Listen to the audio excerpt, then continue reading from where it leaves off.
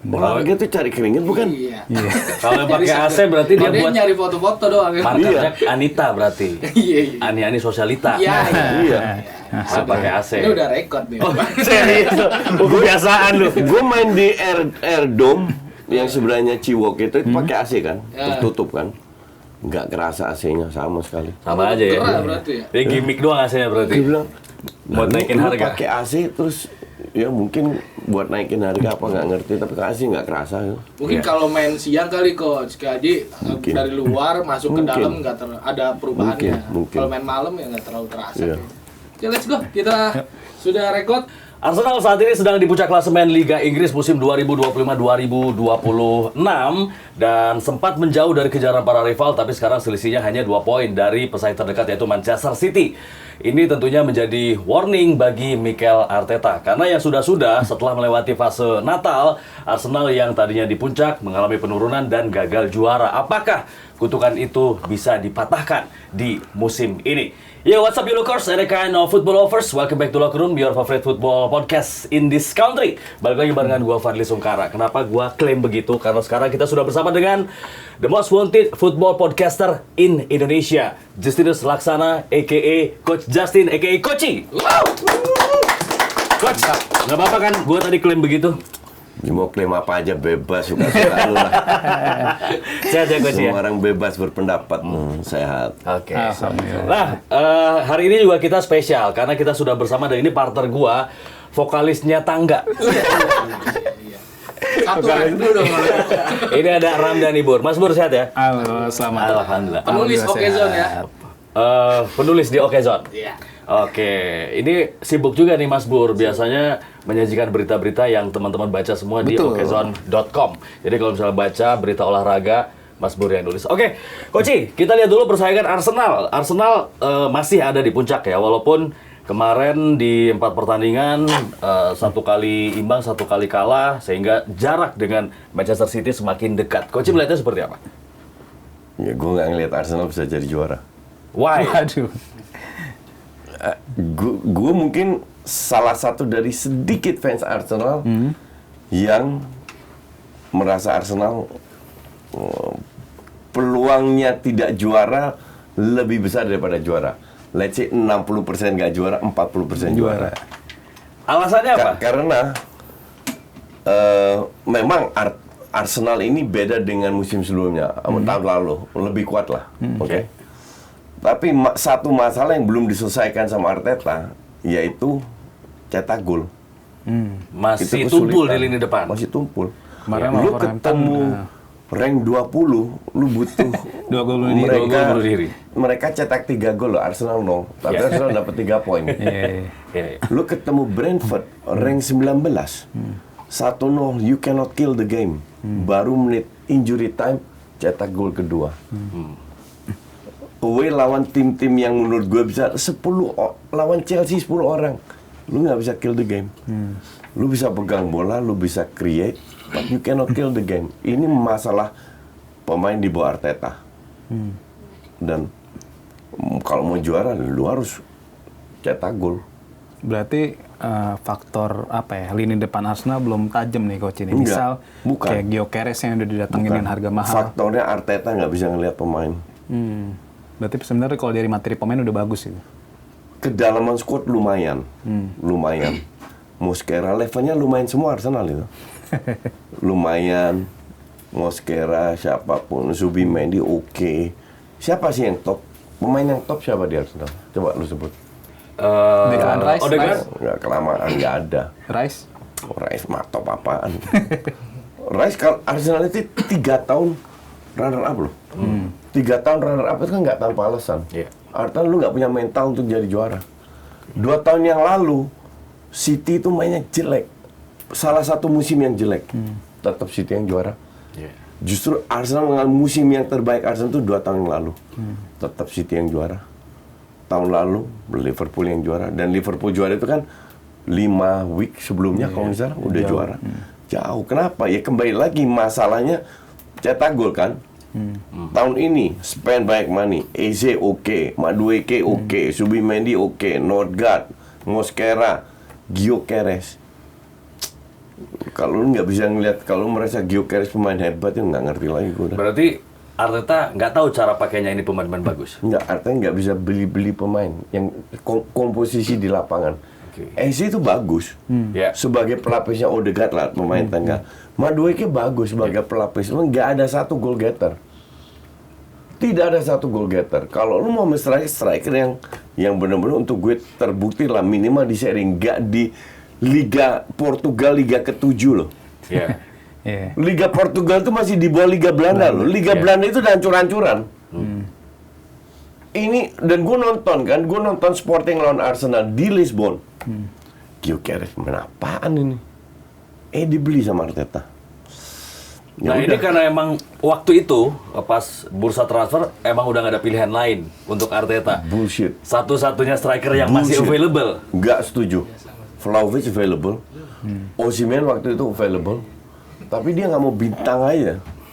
Dia nggak mau pemain yang mungkin Top ya. yang top. Dia Kenapa maunya begitu? semua rata, kolektivitas. Ya akhirnya kayak begini. Lu main bagus, lu create peluang, lu run up, tapi nggak ada yang ngegas, nggak ada satu pemain di Arsenal yang bisa ngangkat Arsenal ke level berikutnya. Tapi apa ini sebagai bukti kalau Arsenal harus berhentiin Arteta atau gimana Iya, coaching lihat? untuk gue 3 tahun lalu harus dipecatnya Arteta. Ada ini nggak coach? Dalam Dia udah keluar 1,2 miliar loh. Pons ya? Selama 3 tahun ini. Selama 7 tahun total. Oke. 6 tahun lebih, hampir ke 7 tahun. Iya, iya. Bukan duit Dan, kecil dan itu. belum ada gelar ya. Bukan hanya gelar, nggak ada pemain. Piala FA doang ya? Lu lihat City, orang bilang oh City duit minyak, oh bla bla keluar duit. City jual pemain yang mahal-mahal. Pemain Arsenal jual mahal siapa? Lu sebut satu. Nggak usah 10, satu aja. Nggak Iya, ada. Iya, iya. Nggak Jadi- ada. Jadi kurang bagus juga dalam neraca keuangan Nggak ya. tolol, kurang bagus. Goblok. Iya dong. Iya benar. Kalau kan buang-buang duit kalau gitu. Bener. Kalau coaching lihat siapa pelatih yang memang cocok buat ngangkat Arsenal nih? Kalau misalnya nantinya Arteta dipecat oleh manajemen gitu. Sekarang yang lagi bagus-bagusnya itu pelatih Jerman sama Spanyol. Yang lagi apa ya? Yang lagi ngetren lah. naik daun lah Iya, ya. iya.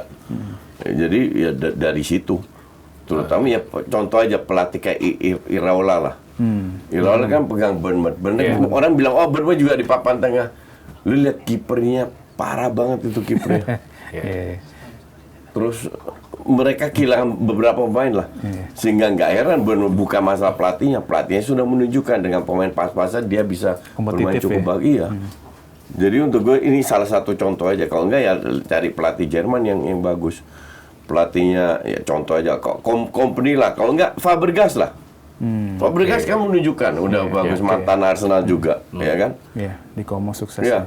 Jadi ada kalau mau cari so ada. Gue nggak ngelihat ada pelatih yang mendapatkan kredit begitu banyak seperti Arteta. Lu sebut coba. Nggak ada. Klopp 8 tahun. Lihat hasilnya. Iya. Iya kan? Trofi-trofi. Arteta 0. Praktis cuma awal musim aja satu Iya, FA FA Cup ya. gitu. Dengan tiap tahun beli ratusan juta. Iya, iya. Jadi kalau orang optimis ya tahun ini harus Arteta juara karena City lagi jelek, Liverpool hancur-hancuran, MU belum bangkit, Chelsea inkonsisten. Nggak percaya gue. Terus Iya, iya. kenapa coach menurut lo? Kenapa si Arteta masih dipertahankan gitu? Terus emang nggak ada ambisi? Bukan, nggak ada ambisi. Orang pemilik Amerika mana ngerti bola? Tapi kan paling nggak juara paham lah dia. Nggak gini. Lu sebagai pemilik, lu kan keluar duit. Kayak gue lah. Gue punya bisnis bola, Iya. padel.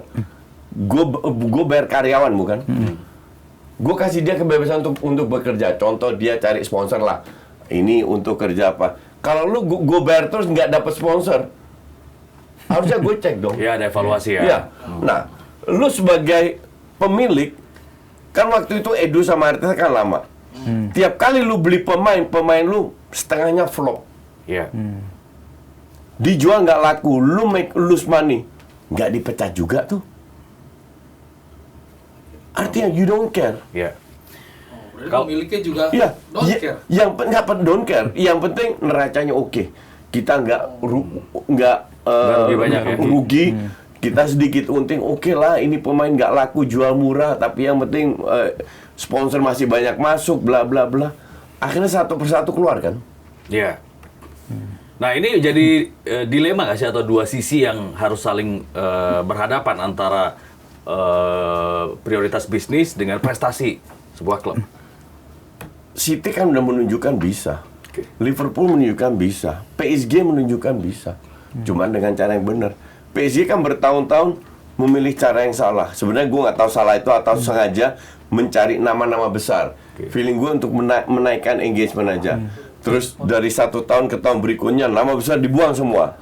Enrique butuh setahun untuk habis itu perform, ya kan?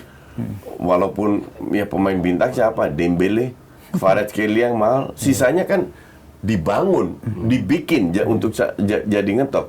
Arteta nggak punya kemampuan itu. Pemain yang udah datang kan emang udah bagus di klubnya. Timber, Subimendi, Eze, nggak dibikin sama dia lebih bagus lagi. Iya, nggak dipoles ya. Iya. Karena kalau kita berkaca pada Wenger pun, yang misalnya so-so, tapi dengan budget yang relatif minim ya. Iya. Bagaimana dia bisa memoles, mengorbitkan pemain-pemain muda dari nothing to something. Tapi Wenger punya 5 tahun terakhir katro juga nih Wenger. Bener-bener otaknya itu udah kena virus tua atau apa, nggak ngerti lah, udah blur lah. Sebelumnya luar biasa. Tapi bener 5 tahun waktu dia datengin Ramsey, Wilshere, Iwobi, Welbeck, apa ini pemain apa ini semua? Oke, dan ini memang titel spesialis nomor 2 kan memang udah melekat dari zamannya Wenger juga. Fans gimana sih ngerasainnya, kok kita agak susah banget jadi juara? Kita nempel aja di posisi 2. Bahkan sampai hari ini sudah ganti pelatih, dari yang tua tadi sekarang yang muda juga masih sama. Enggak, ini yang salah fansnya juga. I mean kalau satu fans nggak ke stadion semua, baru itu ngaruh. Kan nggak pernah ngaruh, mereka nggak pernah protes, cuma gitu-gitu aja, tetap orang datang ya. Jadi pemiliknya mah happy ya. Contoh kedua MU lah. Mereka cuma bisa protes Glazer, stadion tetap penuh, who cares? Nobody care lah, iya kan? Kecuali stadion lu sepi, lu paksa orang untuk nggak datang ke stadion.